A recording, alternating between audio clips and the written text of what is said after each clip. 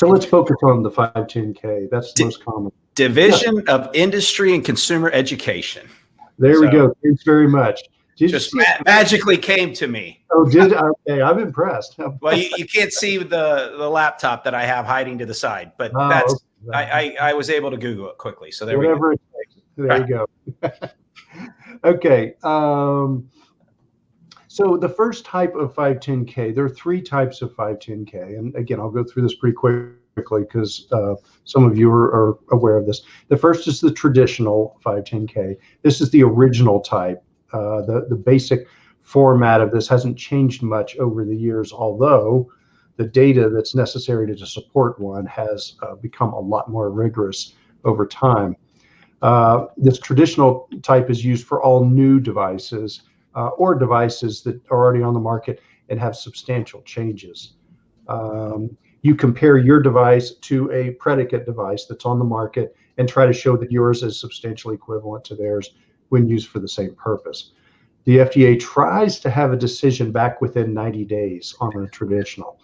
Now, I say tries to. They are not bound by any law to do that. That's a goal. They want to. It makes them look good to their bosses and so forth, but it's not a hard and fast rule. The second most common type of 510K is used under special circumstances, and it is brilliantly called the Special 510K. This program was created in 1998. It's used when you're simply modifying some aspect of your own device. So the predicate device is in fact your device. So you compare them side by side as the new version and the old version, or sometimes the current version and additional versions. So it can be a line extension, for example. Or maybe the same device now, say, has a slightly modified geometry, which doesn't affect safety and performance or present some type of risk. I always, again, use the example, probably because as a respiratory therapist, just doing, being in a hospital where you have to do multi-functions, you have to do lab work, you have to do ventilation, and have to do the EKGs. And so I always use that example of it's doing the exact same thing in terms of what it determines, but maybe it's more ergonomically correct. It's got a better handle. It's got better wheels. It does something that clinically it's going to do the same thing for the patient, but it has some other bell or whistle that's not going to necessarily affect towards the patient, and that your predicate, you're mirroring that. It's going to do the same things, but it's got our flavor to it, so to speak. Yeah, very good example, although you need to be careful of if it is better, stronger, faster, are you going to claim that in your marketing literature to the customer?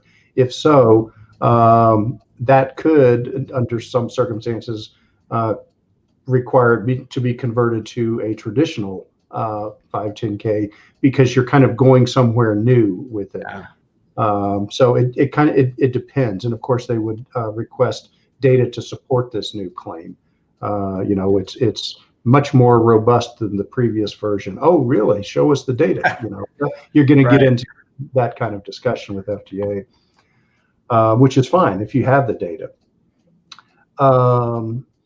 Okay, so Special 510K, FDA tries to have the decision back to you within 30 days. It requires a shorter review time because in theory, they've already reviewed most of the information about your device in the traditional 510K that got the device on the market in the first place. They're just looking at the changes. And again, there's a good guidance document on Special 510K program on FDA's website. The third type and least commonly used, also created in 1998, is called the abbreviated 510K. Not many companies use this pathway. Some do. It also has a 90-day review clock and is based on adhering strictly to accepted standards or guidance documents. So it's a little different in its approach than the traditional 510K. When you send these 510Ks in to the FDA, all three of these types go through a screening process first to see if they have the basic elements necessary for FDA's consideration. If they don't, FDA will immediately refuse to accept it and send it right back to you. So that's actually a relatively new program. It's been around for a few years, but Is that in the first 15 days that they let you know whether it's accepted or something's not right, and then it's going to be rejected and you have to start over? yeah, exactly. Yeah, it'll come back to you if it's missing one of those basic elements. And there's an actual checklist and again a guidance document that'll help with this to make sure that so you can go down and make sure you've got all of those basic elements. Present that checklist to them, and it helps them. Okay, I need this, this, and this.